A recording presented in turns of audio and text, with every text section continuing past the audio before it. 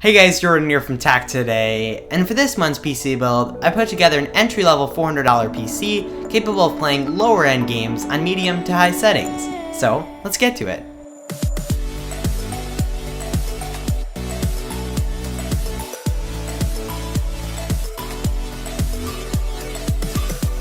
So starting out with the CPU in this build, I've gone with the Intel Pentium G3258.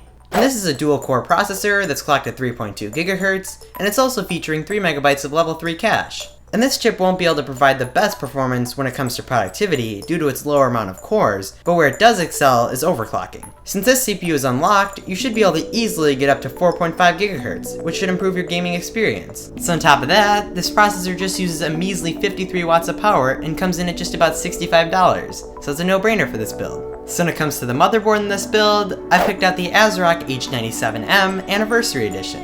And this micro ATX board is featuring the LGA 1150 socket for our CPU, along with Intel's H97 chipset, which thanks to a BIOS update allows for overclocking, but I wouldn't go too crazy with it.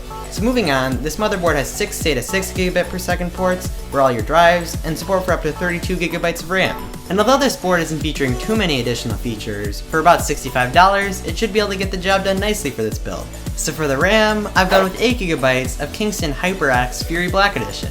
And this memory comes in 2 modules for dual channel operation, and is featuring a clock speed of 1600 MHz. In addition, this RAM has a cast latency of 10 and a sleek black color scheme. So for about $30, you can't go wrong. So when it comes to storage, I've gone with the usual 1TB Western Digital Caviar Blue hard drive. And although this build isn't featuring an SSD, this drive should still be able to boot Windows in about 20 seconds with its 7200 RPM spindle speed. So on top of that, the Caviar Blue is packing 64 megabytes of cache. So with this drive's affordable $50 price tag, it should perform well in this $400 PC. So for the graphics card pushing out all your pixels, I've gone with the Zotac GeForce GTX 950. And under the hood, this card is featuring a 1.09 GHz core clock, 768 CUDA cores, and 2 GB of GDDR5 memory. And for I/O, you're going to be seeing 1 DVI-D, 1 DVI-I, 1 DisplayPort, and 1 HDMI. So for about $130, paired with that Pentium G3258, you should be able to get about 50 to 60 FPS on most games between medium and high settings. So when it comes to the case housing and all, I've chosen the NZXT Source 210. And this case comes in either black or white to suit your color scheme. So as far as drive storage goes, the Source 210 is featuring 3 5.25 inch bays and 8 3.5 inch bays. And since our motherboard is only micro ATX, and this case is capable of a full ATX board, you should have plenty of room for cable management.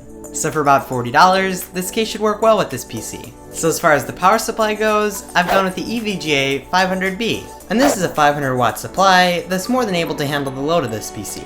So additionally, this unit is 80 plus bronze certified to save you a few bucks on the power bill. So with its affordable $40 price tag, this PSU should be able to get the job done nicely for this build. So that's pretty much it. I hope you enjoyed the video, and drop me a comment below on your thoughts on this month's gaming PC build and any other future dollar amounts you want me to cover. Thanks for watching, and see ya!